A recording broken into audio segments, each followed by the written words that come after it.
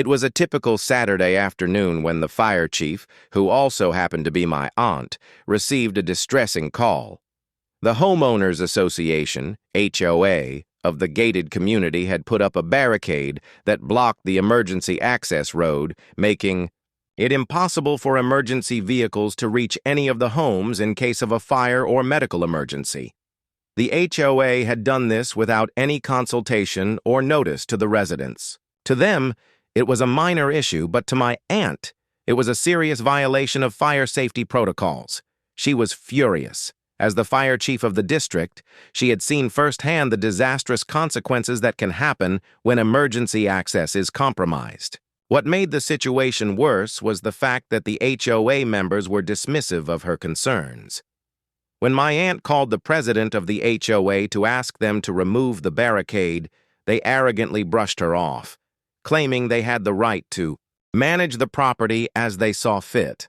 That was the moment when my aunt decided to take action.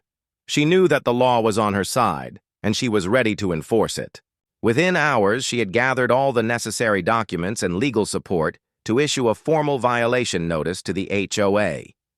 The fine was hefty, $500,000, the maximum allowable penalty for obstructing emergency access. My aunt didn't back down, and she made it clear that if the barricade wasn't removed immediately, the fine would be enforced.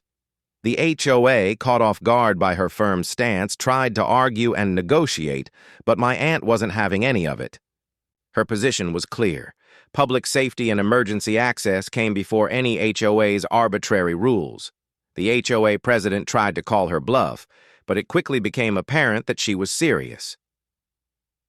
The barricade came down the following day, but the damage was done. The community had to deal with the public fallout, and the HOA learned the hard way that the safety of the residents always trumps petty regulations.